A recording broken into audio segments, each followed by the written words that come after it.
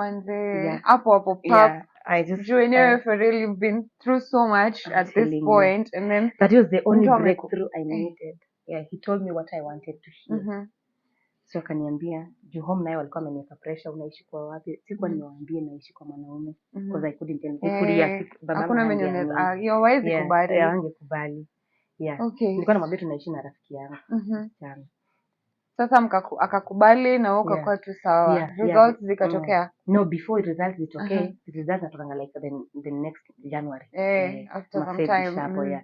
So wazazi nyumbani wanapiga simu wanataka niende home now. Sasa Umemaliza shule. nyumba kuja tu nyumbani na yeye. I went home. And when I got home after hata sikuwahi kuisha, my stepmother alikuwa shajua niko born. Oh my God. She was like, Farida, come here. Like, tuko kwa jikoni tu, jikoni yetu shaka tunawasha kuni ndio kamoshi. Kama kidogo. Alafu najua vile anapika namwambia mama sio chakula usiweke roho iko. Harufu inakataa na taste. Inakataa. And then she told me, no, I already know you're pregnant. Nishajua kuna mimba na sasa before upatie babako heartbreak. Tunajua tu wazazi wenyewe. Rudi kama yana. Aki, she's nice. Rudi tu kama yana before I tell your dad, because now my dad has temper.